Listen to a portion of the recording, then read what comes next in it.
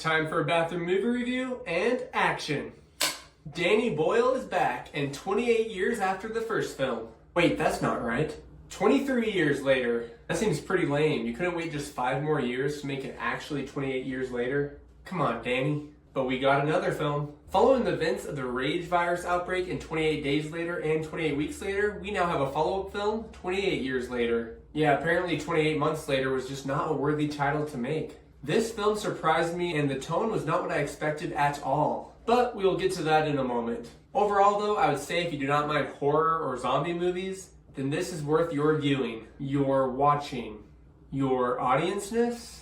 Just go watch it. This film follows a small community 28 years after the original virus broke out. It shows them living on an island in the British Isles after the UK has been quarantined since the original outbreak. And this community has found a way to survive amidst all the zombies, or rage virus infected humans.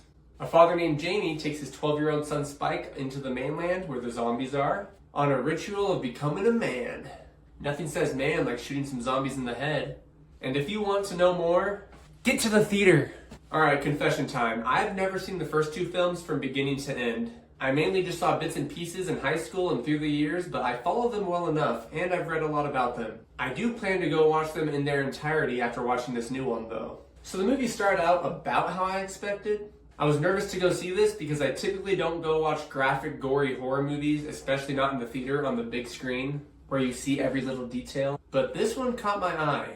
The first half or so of the film definitely fits the tone I was expecting from watching the trailer.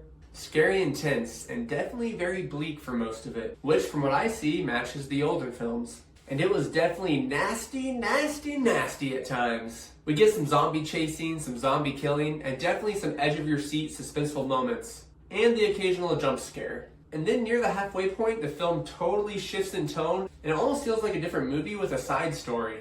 I mean, it wasn't bad, at least not to me, but they definitely went a lot more character driven in this film compared to the first 2. And they hit you with some emotional beats that I was not expecting. They hit you with that happy sad moment I often talk about. You know, moments that are sad but also have a deeper meaning, but make you think about life and the meaning and, you know, deep stuff. Happy sad is like when I get home from a long day of work and I'm excited to get to my bathroom movie office and I find out someone used this bathroom for its old original purposes. I was happy, and then I was sad. But it makes you realize how precious the bathroom is when it was clean, just like how precious life is. But when someone uses this bathroom, it also makes me want to And then the very end of the movie shifts tone again and feels like another completely different film, like a Mad Max film or one of those apocalyptic, cheesy 90s films. So I guess you get 3 movies for the price of 1. I still feel like I liked it even with this 3 movies, different tonal shifts, but I've heard a lot of people aren't the biggest fan of it. Maybe that will change when I watch the first 2, but for now, it was wacky enough that I'm going with it. Alright, some things that worked really well in this film. First, the zombies, or the rage virus infected people. The design is so grotesque, just the practical effects that they use. It's not CGI'd up like past zombie films that we've seen, you know, World War Z. I feel like Dawn of the Dead was pretty practical, but not to this level. But the way they film these and do that practical effects, it just makes it feel that much more real, which makes it more terrifying. World War Z is a fun zombie movie, but you never really feel like it's reality. It's just a fun blockbuster. I also give a lot of this credit of it feeling real to Danny's artistic choice in using iPhones to film this movie. They used hundreds of iPhones to film these scenes, and at times they used other cameras, but the majority of it was with iPhones. In the original 28 Days Later, they used old Canon cameras to give it more of that, I guess, just realistic guerrilla type of feel. Is that how you say guerrilla? G-U-E-R-I-L-L-A. Guerrilla. Guerrilla. You know what I'm talking about. And these choices that they make are not due to the lack of budget. The new film had a $75 million budget to blow, but it's to create a real world feel that definitely works. And the zombies are also just, well, have you seen Attack on Titan? Well, if not, just picture giants that are naked running around like freaks trying to eat human flesh. Kind of like this.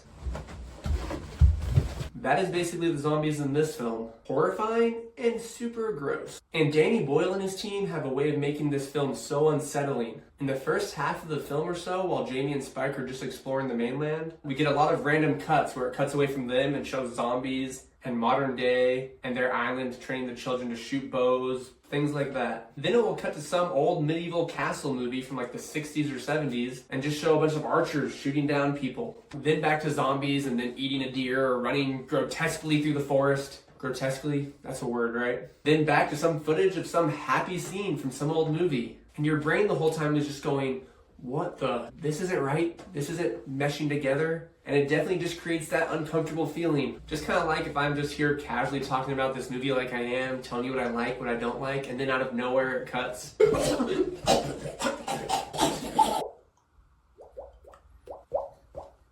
And then on top of that, and this next part probably was the part of the movie that made me the most uncomfortable and unsettled, they added in the voiceover of a vintage recording of Rudyard Kipling's poem, Boots, recited by actor Taylor Holmes in 1915. This just plays for a few minutes while it's cutting back and forth between these different scenes, and my brain could not handle it. I'm a little more weak-willed with horror movies, but I think you'll see what I'm talking about. Danny just has a skill with tripping out your brain and making things feel way out of place, because they are out of place. And then on top of that all, they have to play Abide With Me during some disturbing parts. Man, screw you, Danny. Ruining a spiritual church hymn for me, really? Church isn't gonna be the same. The characters, they were great, nothing felt cheesy. And Aaron Taylor Johnson, he's always a manly, handsome man. We have Jodie Comer playing Spike's mom, and she has some major health issues in this film. And I definitely want to call out how good her acting is. She just looks super disheveled, is super confused the whole film, and it just made her look so much more aged. And I've seen her in other movies recently, and it definitely feels like two different people, which I get, that's what acting is, but she just does so good at this. And then Spike, played by little Alfie Williams. I haven't seen him before, but he's just a super nice, innocent kid in this movie. He does a good job, and he definitely feels like the hero. Kind of balances out the bleakness and depressingness of the world you're in, where you see him just trying to do his best to help his mom, to make his dad proud,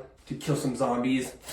That was a bow and arrow, in case you didn't know. I'm not gonna bring mine all the way up here. Use your imagination. You better get that reference. But he just shed some nice innocence to balance out the... Oh, and we get Voldemort too. I mean Ralph Fiennes. Not sure how you say his name. Feel free to tell me in the comments how you pronounce that. The movie definitely tones down the sheer scale from the first two movies and shows us just a smaller part of this infected world. And I really appreciated this and how they showed the survivors and how they've had to adjust to normal living. They just showed the simple things that they do every day and how they have to survive without possible working toilets, running water, things we typically take for granted. Be grateful for what you have, my friends. I definitely thought about what would I do if I just couldn't go to the store and grab some milk or grab some food or whatever I needed. Even things like toothpaste, floss, etc. It kind of freaked me out. And I'm a Boy Scout, guys. I got my eagle. I learned how to tie knots and stuff. And I'm still worried. As for what did not work, I really have no immediate complaints. Some people online have been criticizing the lower budget look due to using iPhones for the footage, but once again, it was a visual artistic choice and I liked it. And then others are kind of mentioning what I did above, how it feels like 3 scripts in one movie. And I give you that one if you didn't like it. But for me, it didn't ruin it. It left me scratching my head for sure. But I also give it the benefit of the doubt because this is the first in a new trilogy apparently. They filmed the first and second back to back. The second releases next January. So maybe it's one of those things where once you've watched all 3, it will kind of come together. Or it's just gonna stay wacky and weird, which is also okay. And then a lot of fans of the original 2 are just annoyed about the tonal shift from the first 2 feeling so bleak. Definitely just horror all the way through. The second movie ends on a super dark, depressing note. I definitely understand this and how this could be a letdown of true fans of the first ones that wanted this recreation perfectly. But for me, there's still enough of that to keep it scary, keep it fun. But it was also nice that they went deeper with the emotion, showed real people, showed different perspectives. Overall, this movie is worth watching in the theater if you enjoyed the first 2. But if you aren't a zombie or a horror movie buff, I would definitely wait to see it out of theaters. For this film, I'm going to give it a 7 out of 10. Now for these reviews, this is like my enjoyment. Would I go watch it again? How did I like it? Like I said, I really didn't have complaints. And it probably was a 9 out of 10 movie like critics are saying. So I enjoyed it. 7's still high. It's just not exactly my genre. But for all of you out there, still go give it a watch. And remember everybody, if you like bathrooms and you like movies, click below for more of both.